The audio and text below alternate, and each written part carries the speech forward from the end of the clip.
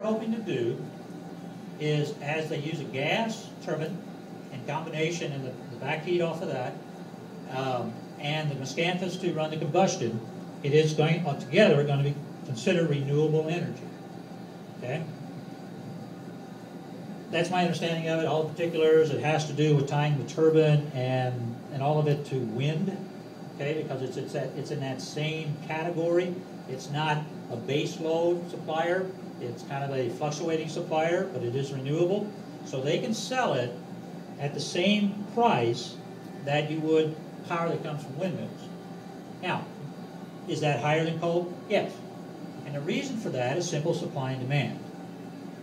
A lot of states, Indiana is not one of them, have established renewable energy standards that by a certain year, a certain percentage of all electricity that is used in that state or produced in that state has to come from renewable. Okay? Off the top of my head, I think Minnesota is 25% by 25, I think, 2025 or 2015. Some states have it by 2015, some 20. Indiana doesn't have one yet. But that's who this Twisted Oak plans on selling this electricity to. Okay? They have, excuse me, to have enough money, they plan on having power purchase agreements.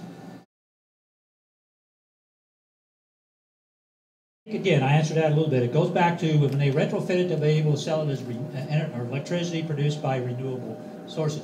And again, you guys would be surprised how the price of electricity fluctuates even within a 24-hour period. So I'm calling some numbers that I've read. Renewable energy or renewably produced electricity can sometimes be 4 or 5 times higher in price than coal-fired. So I think that's, they're saying over the long term, they'll be able to sell it at a much higher price. And if they increase the plant to 75 megawatts, they'll be able to produce a lot more of that and sell it. Could the plant be exclusively natural gas to vastly reduce toxic emissions? The best way to answer that is, if you guys remember, I think it was back in the 1980s and early 90s, a lot of gas peaker plants were built. You guys remember that? Around the country.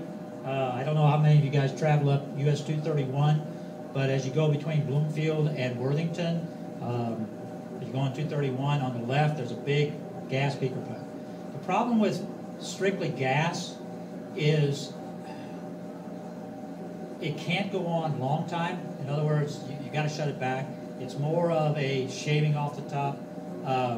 The miscanthus is, and what happens if your gas is interrupted, which can happen. And so I think, yes, that's something that should be considered. But I think the miscanthus is a sustainable fuel that is controllable, that is, I guess you could say, dependable, from the standpoint of they'll have so much available at any given time.